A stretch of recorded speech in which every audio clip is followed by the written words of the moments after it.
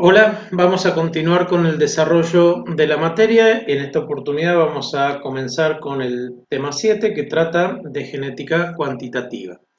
En la genética cuantitativa vamos a estudiar aquellos atributos o caracteres que son más importantes a nivel agronómico en plantas y animales y que presentan diferencias de grado a lo largo de escalas continuas. Y van a ver que los caracteres que vamos a ver son los que comúnmente están asociados a los rendimientos, por ejemplo. Si hablamos de kilogramos por hectárea o de peso de fruto, distancias de longitud, porcentajes, días, floración, etc. Esos caracteres entonces los vamos a denominar caracteres cuantitativos y los vamos a diferenciar de los caracteres cualitativos como los que estuvimos trabajando hasta el momento. Para hacer la comparación entre ellos, vamos a recordar que los caracteres cualitativos, que dan una idea de calidad, tienen influencia ambiental escasa. Los fenotipos que diferenciábamos, los diferenciábamos en clases netas, bien, las semillas de Mendel eran amarillas o verdes, sin nada entre medio, o lisas y rugosas, sin nada entre medio, o por ejemplo las flores, cuando vimos el caso de codominancia o de dominancia incompleta, eran tres clases fenotípicas bien diferenciadas, blancas, rojas o rosa como intermedio, pero entre el rosa y el rojo o el blanco no hay nada. Por lo tanto, eso crea una variación discontinua. Entre la semilla lisa y la rugosa no hay nada en el medio. Entonces eso hace que la variación sea discontinua.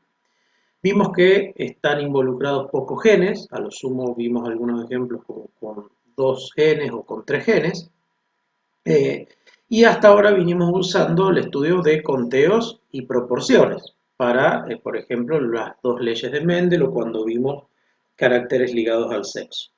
En el caso de los caracteres cuantitativos, da una idea de cantidad, vamos a ver que la influencia ambiental en este caso es alta, las diferencias fenotípicas son solo de grado, lo que genera una variación continua, en este caso entre 1 kilo, por ejemplo, y 2 kilos por hectárea, o 100 kilos y 200 kilos por hectárea, hay infinitos fenotipos entre medio.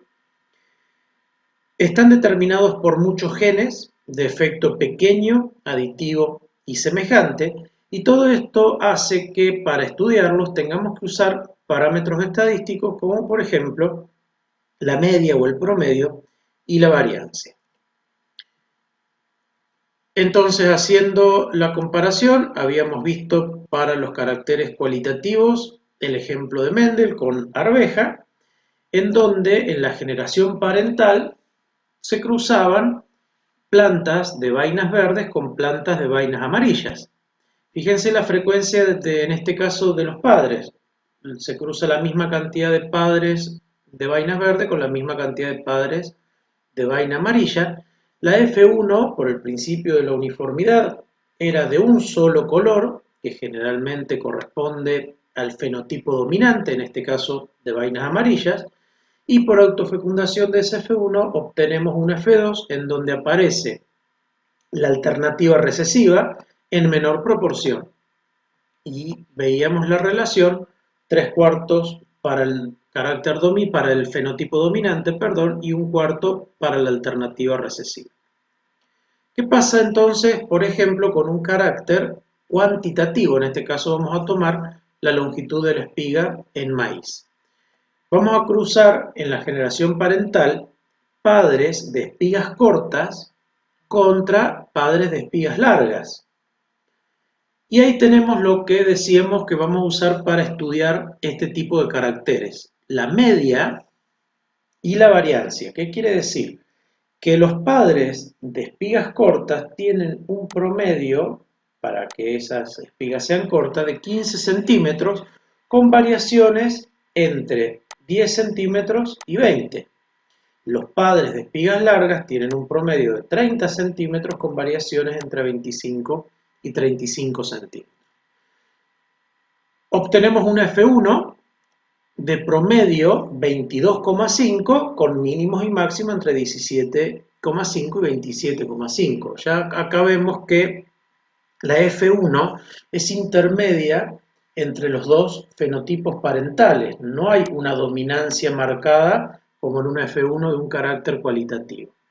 Y en la F2 observamos lo siguiente, o el mismo promedio que la F1, 22,5, pero la campana de Gauss que nos da la distribución en esta F2 es mucho más amplia que en la F1. Entonces, comparando estos dos tipos de caracteres, vemos ya a simple vista esta diferencia. Entonces, clases netas para el carácter cualitativo, una F1 que es parecida al padre dominante, y en una F2 que vemos 3/4 del dominante, 1/4 del recesivo. En cambio, en el carácter cualitativo, los padres están caracterizados por una media, con una variancia cada uno.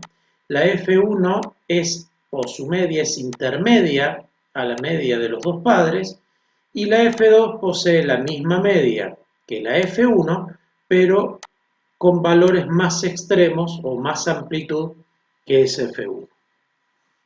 Uno de los investigadores que trabajó con caracteres cuantitativos fue Nilsson L., que trabajó con color de semillas en trigo y descubrió que los genes responsables de los caracteres tanto cuantitativos como cualitativos tienen segregación y transmisión mendeliana, o sea que los principios o las leyes de Mendel se van a seguir cumpliendo, y ese nexo lo demostró entonces con el carácter color de grano en semillas de trigo.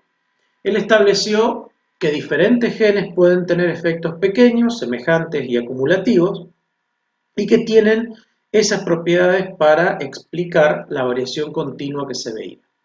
Entonces, en el color del grano de trigo intervienen 3 pares de alelos, y la segregación de cada gen individual es 3,1 para un gen, 2 genes 15,1, 3 genes juntos 63,1. Entonces, utilizando este carácter, él demostró que esas diferencias en la intensidad de color se debían a la cantidad de alelos activos que aportaban dosis de color para este tipo de carácter. Entonces, él trabajó con granos de color blanco sin color y con granos de colores muy oscuros, de rojo muy oscuro. Y siempre con los mismos resultados. La F1 obtenía un rojo intermedio y en la F2 iba, por ejemplo en este caso, desde el blanco hasta el rojo muy oscuro como el parental original. Entonces vamos a ir desglosando el experimento de a un gen por vez. Un par de alelos segregando con dominancia incompleta. Entonces tenemos el rojo claro a grande por blanco a chica.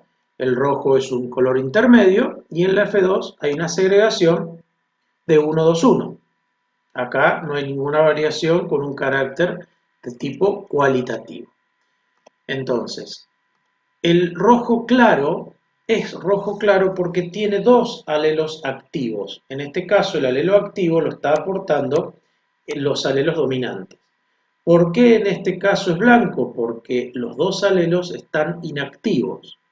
La F1 es intermedia porque posee un alelo activo, que en este caso es el dominante, lo vamos a denominar activo, y un alelo inactivo, que es el A chica. Ya sabemos que esa F1 por autofecundación produce un medio de cada tipo de gameta, un medio grande, un medio A chica, del otro parental lo mismo, y vamos a tener entonces 1 de 4 de fenotipo blanco porque no hay alelos activos, vamos a tener 2 de 4 con un solo alelo activo, lo que produce un color rojo claro o más claro que el parental, y el rojo de igual que el parental con 2 alelos activos. Entonces no difiere de la segregación de un solo gen con dominancia incompleta.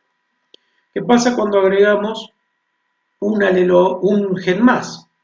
Ahora el padre es rojo, el padre A grande, B grande, es un rojo más intenso porque hay 4 alelos activos.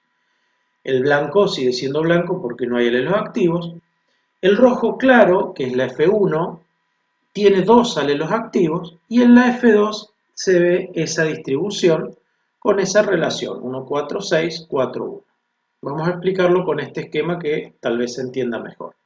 Entonces, el padre 1 posee 4 alelos activos, por lo tanto es rojo. El padre 2 es blanco, no tiene ningún alelo activo. Y si vemos, la F1 tiene dos alelos activos, los dos que vinieron del padre 1 y dos alelos inactivos que son los que vinieron del padre 2. Ese es un dihíbrido, por lo tanto va a dar 4 tipos de gametas con un cuarto de probabilidad cada uno. Y se resuelve de la siguiente manera ese pool. Cuando dos gametas con alelos activos se encuentran, o sea, A grande, B grande, A grande, B grande se encuentran, van a formar un fenotipo que va a ser rojo con 4 alelos activos. La próxima está dada por 3, o el próximo fenotipo está dado por 3 alelos activos que aportan el color. Y fíjense que en el caso de que esta gameta sea grande B chica, por lo tanto esta sería A chica B grande, y esta igual, vamos a poner A grande B chica y A chica B grande, esta sería A grande B grande las dos, no importa si el que está inactivo es un B, perdón, es un A o es un B, siempre el color está determinado por los alelos activos. En el caso de que se encuentren gametas con un alelo activo y un alelo inactivo, van a dar todas esas que aparecen ahí con dos alelos activos, los que aportan un solo alelo activo al color, y uno en 16 que no aporta ningún alelo activo, por lo tanto es blanco. ¿Qué vemos? Que hay 5 fenotipos entre el blanco y el rojo. Los fenotipos para un alelo activo, que son estos de acá, para 2 alelos activos, para 3 alelos activos hasta llegar al rojo, que es igual al progenitor 1. Los granos blancos van a aparecer en 1 en 16avos y representa una segregación de 2 genes con dominancia completa. ¿Qué pasa con 3 genes segregando? Acá aparece el rojo oscuro porque tiene 6 alelos activos, el blanco es blanco porque no hay alelos activos. Aparece un color intermedio con 3 alelos activos que representa un tríbrido y ya sabemos que ese tríbrido da 8 tipos de gametas. Y lo vamos a ver acá, que nos parece más gráfico de ver. Entonces, ese F1 es un tríbrido, vamos a ver 8 tipos de gametas en este Punnett, y la misma combinación que veíamos recién. Cuando se encuentran dos gametos con los 3 alelos activos, o sea, esto sería A grande, B grande, C grande, A grande, B grande, C grande, vemos un individuo con 6 alelos activos. Cuando se encuentran alelos con 2 alelos activos y 2 alelos activos y 3 alelos activos, vamos a ver 5 alelos activos en la descendencia, aquellos que tienen 4 alelos activos, los que tienen 3, los que tienen 2, los que tienen 1 y por último, cuando las dos gametas no tienen alelos activos, da blanco. ¿Qué vemos en este Punnett de 8 por 8, o sea, de 64 individuos? Que hay 7 fenotipos distintos. ¿Cuáles son esos fenotipos? Depende de la cantidad de alelos activos que tenga.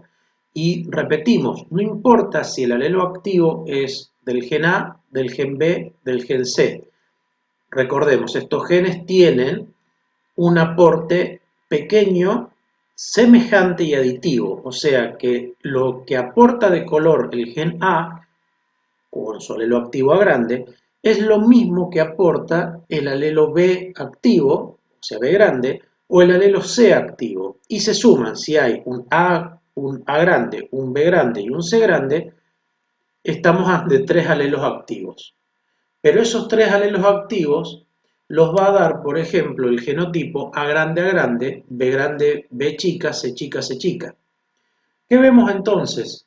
que en esas 64 combinaciones de la F2 hay una combinación o un genotipo con 6 alelos activos, que es el que es igual al padre 1, con 5 alelos activos, que hay 6, con 4 hay 15, con 3 hay 20, con 2 hay 15, con un alelo activo vuelve a haber 6 y con ningún alelo activo hay 1, que es el otro tipo parental. Entre medio de eso aparece esta distribución, que es la distribución normal de la campana de Gauss, en donde los más frecuentes son los del fenotipo central, de un rojo intermedio, y los extremos aparecen en menor proporción. Continuamos en el próximo video con los experimentos de Johansen.